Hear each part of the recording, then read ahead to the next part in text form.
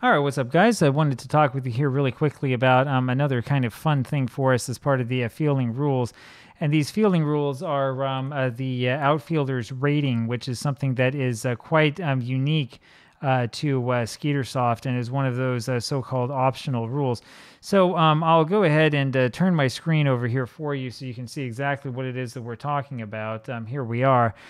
This is actually on the board page itself, but let's take a look at one of these starting lineups, see if we can find somebody who was an outfielder. Well, let's see if I can think of anybody off the top of my head.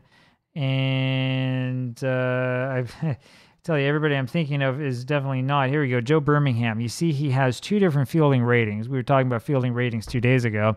He's got a 2 for his normal fielding rating and then a 3 for this other one. This is the throw rating, right?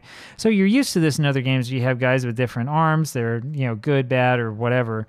Outfielders in Skeetersoft have arm ratings. Nobody else does because it might be a little bit complicated. This is just the way the game works.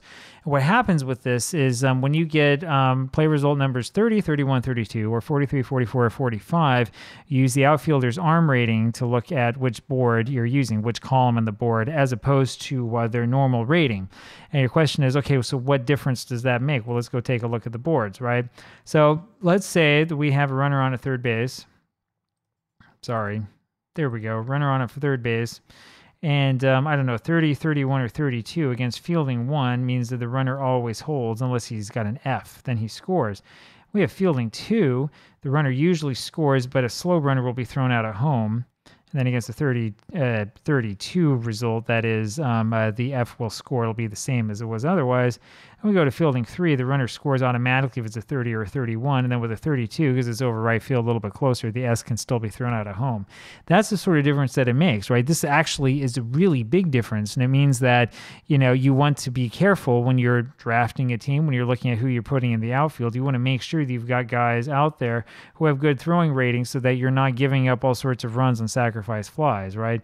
You can see here, you'll even with the runner on second base, you'll have runners moving up to third or not moving up at all, depending upon the throwing rating of the outfielder, right?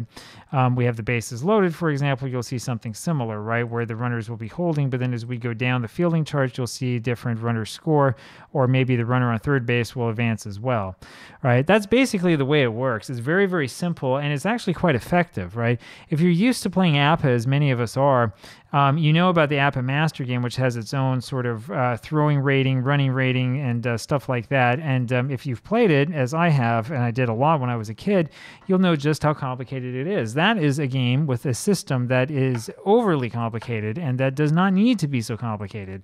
Instead of having something that is such a headache and requires algebra for every single game, why not have a system that's very, very simple that can come up with these differences and come up with them in a very simple manner so that everybody can understand them right away, and so that we're not spending a whole bunch of time kind of scratching our heads and wondering, what to do or who to draft or whatever.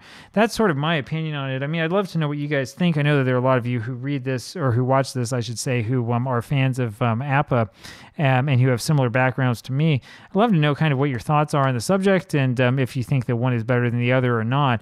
I really enjoy, though, the simplicity of this type of system where we're talking about, just looking at one thing, using the charts you already have, and not having to come up with all sorts of fancy charts with all sorts of, real fancy setups and stuff like that. So just sort of my opinion on that, and that's a pretty quick introduction to a pretty quick fielding topic.